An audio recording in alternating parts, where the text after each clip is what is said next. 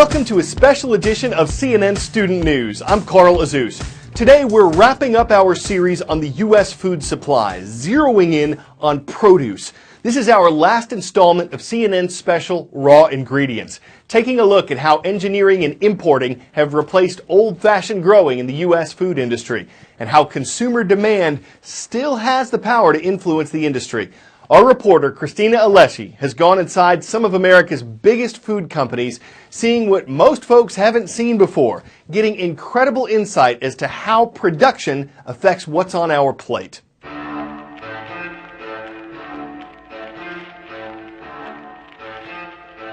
Salad. Americans are eating up to 5 times more leafy greens than they did 20 years ago. We're consuming 3 billion pounds a year. But our intensifying love affair with fresh produce is creating problems for farmers, for the environment, and even for our own health. 1 in 6 Americans, that's 48 million people, get sick from contaminated food each year. 3,000 die. Bet you think it's coming from undercooked meat and fish. Well, produce is actually responsible for about half of the illnesses. Any industry that wants to produce safe foods, they can do that. Dr. Mansoor Samadpour runs one of the nation's largest food safety consulting labs. Chipotle recently hired his company to assess and improve safety standards after the government traced an outbreak of E. coli back to some of its stores. He stocks Listeria and Salmonella in his office. This plate, in theory, is good enough to infect everyone in the city of Seattle. So. How could you get so close to it? What are you doing? Because they don't jump. Recently, the risk associated with some fruits and vegetables has become so high that the FDA began actively monitoring them for contaminants, a historic move for the agency. So how serious is the industry when it comes to keeping our food safe? We traveled across the country to find out. It's sunrise in Salinas Valley, California. This area is called the Salad Bowl of America, and for good reason. Its fields produce 60% of the leafy greens in the U.S. I think farmers are the backbone of this nation, to be honest. Climb up on this side, right? So this is water that did this? That's yes. This? Yeah, so it's a water knife with extreme amount of pressure. We're trying to attract better workers and a better working environment for our employees. Dirk's family has been farming this land for 4 generations. The amount of work that goes behind one head of lettuce is tremendous, and the basic consumer has no idea the intensity and the dedication to a 10-acre block of romaine. Farming this part of the world has gotten really rough. Farmers are fighting a drought, a labor shortage, and rising prices for land. Even some insiders say the industrial process is pushed to the brink. The president of Campbell's Fresh is one of them. What is the state of the food system? I would say that it's highly stressed. The past 50 years of over-farming a lot of land has created real problems on a global basis in terms of having enough arable farmland. The word I would use is stressed almost from any dimension you look at. And farming is just the beginning of the process. And yes, I mean process. How cold is it in there? It's going to be about 34 to 36 degrees Fahrenheit in there. The entire process is that cold. Taylor Farms is the largest producer of fresh-cut vegetables in the world. Any given day, we're going to have 1 million pounds of product come through this cooler. 1 million pounds? 1 million pounds of product. Whether we dice, shred, or chop, they're going through several series of cutters, and they immediately fall down into the beginning of our wash process.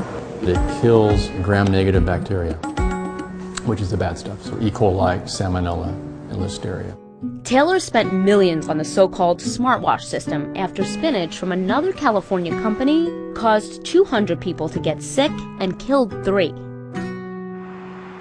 We can't eliminate it. There's no kill step in our industry yet because it's still fresh product, so you can't cook it or microwave it or do something like that. How much of a setback was the outbreak in 2006 of E. coli? I think that was a wake-up call. Beyond the human costs, it was a $350 million setback for the industry. The current assumption is that the food is safe until proven otherwise. And we have made a lot of people sick over the years. You may be asking, how does a bacteria like E. coli or Salmonella end up in your leafy greens? It could be a variety of ways, but the most common answer is waste. Manure is used to fertilize crops. Animals, like rodents or birds, pick up the bacteria and then carry it into produce fields. People really need to kind of understand what they are eating, where it has been grown. You're planning to travel to a country and they say, when you go there, don't eat salads and don't drink water. And then you find out that your salad is coming from that place. And an appetite for year-round produce means the imports just keep coming.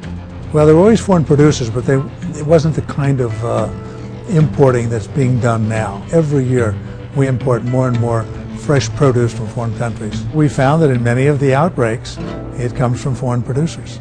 The government is trying to hold foreign producers to a higher standard with the Food Safety Modernization Act, or FSMA, the most significant food safety law in 70 years. The bill sets guidelines for how companies should prevent and respond to contamination. Sounds great. The problem? Funding. How much more does the FDA really need to do its job right?